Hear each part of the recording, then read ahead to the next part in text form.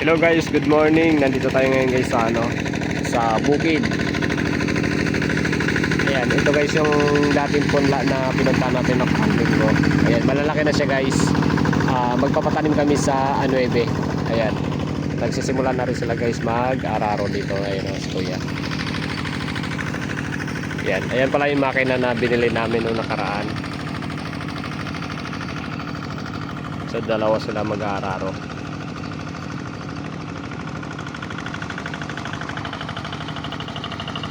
Simple na lang wala nang kahirap-hirap guys pag-aararo, nakatungtong na lang, hindi ka kaya dati karabaw lang ginagamit namin.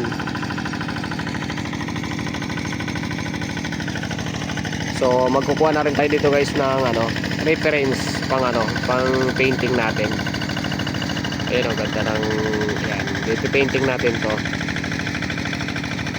Tahilingan natin si Kuya na paglapit yan, picture natin.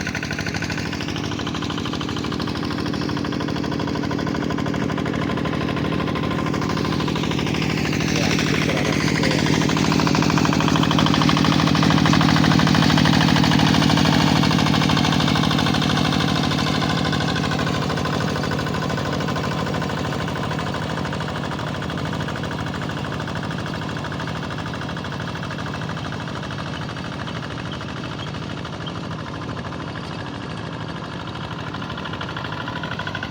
Sarap lang dito guys sa bukid pag ganito pag panahon ng taniman.